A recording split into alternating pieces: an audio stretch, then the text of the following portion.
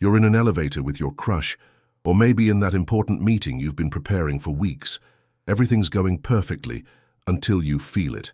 That unmistakable pressure building up in your gut. Your intestines are basically throwing a party, and you're definitely not invited. You clench, you shift positions, you pray to every deity you can think of. But what if you couldn't let it out? What if you had to hold it in forever? Could your body literally explode from trapped gas? Let's dive into the surprisingly complex science of what happens when you turn your digestive system into a pressure cooker. First, let's understand what you're actually dealing with. Every day, your intestines produce about 1 to 3 pints of gas. That's roughly the size of a large soda bottle. This gas comes from 2 main sources: swallowed air when you eat, drink, or even talk, and bacterial fermentation in your colon. Those friendly bacteria in your gut are constantly breaking down undigested food, and their waste product? Gas. Lots of it. The typical gas composition is about 59% nitrogen, 21% hydrogen, 9% carbon dioxide, 7% methane, and 4% oxygen. But here's where it gets interesting. Some of these gases are highly flammable. Hydrogen and methane can literally catch fire, which is why, well, you know those YouTube videos exist. Now let's explore what happens when you decide to play the ultimate game of intestinal chicken. Level 1, the first 30 minutes. Initially, your body handles the pressure pretty well. Your intestinal walls are surprisingly stretchy. Think of them like a balloon that can expand significantly before reaching its limit. You feel uncomfortable, maybe some cramping, but your body is still in control. The gas molecules start getting absorbed into your bloodstream through the intestinal walls, a natural safety valve most people don't know exists. Level 2, hours of retention. After a few hours, things get more serious. Your abdomen starts to visibly distend. You literally look bloated because you are bloated. The pressure inside your intestines can reach up to 60 mmHg, which might not sound like much. But remember, your intestines weren't designed to be permanent storage units.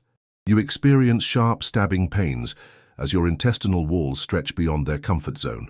Level 3, the danger zone. Here's where medical science gets genuinely concerned. A 2019 review in the Journal of Gastroenterology found that severe gas retention can lead to a condition called acute gastric dilatation. Your intestines become so stretched that blood flow to the tissue starts getting compromised. It's like putting a tourniquet around your own gut. But can you actually explode? The short answer is no. Not in the way you're imagining. Your body isn't a balloon that pops when overinflated. Instead, you have multiple safety mechanisms. First, gas continuously gets reabsorbed into your bloodstream and eventually expelled through your lungs when you exhale. Yes, you're literally breathing out tiny amounts of intestinal gas right now, and you don't even know it. Second, your anal sphincter, that ring of muscle that's currently your best friend and worst enemy, isn't 100% airtight. Under extreme pressure, small amounts of gas will leak out involuntarily. It's not pleasant, but it's better than the alternative. Third, in truly extreme cases, the pressure can cause what doctors call intestinal perforation. Essentially, your intestine develops a small tear. This sounds horrific, and it is a medical emergency, but it's more like a pressure release valve failing than an explosion. The gas escapes into your abdominal cavity, which is painful and dangerous, but not the dramatic pop you might imagine.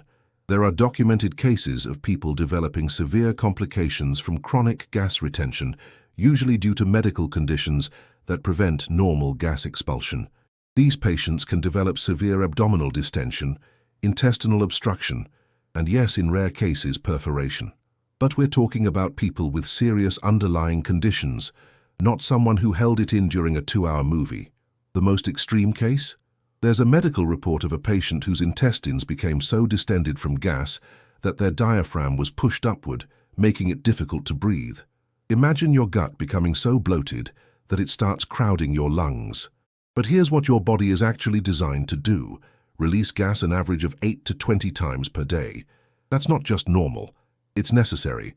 When you fight against this natural process, you're essentially telling a perfectly engineered system to malfunction. So can your body explode from holding in gas? No, you won't burst like a cartoon character, but you can cause yourself genuine pain, medical complications, and in extreme cases, internal damage that requires surgery. Your body has spent millions of years of evolution perfecting the art of gas management. Maybe it's time to trust the process. The real explosion isn't physical. It's the relief you feel when you finally find that empty bathroom. And honestly, that's a kind of explosion everyone can live with. What's the longest you've ever had to hold it in? Let me know in the comments.